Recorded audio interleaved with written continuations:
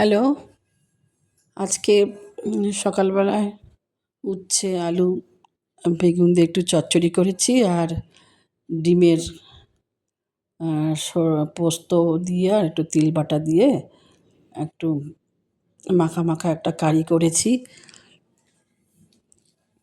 কেমন হয়েছে জানি না। পুরো রান্না তো দেখাতে পারছি না।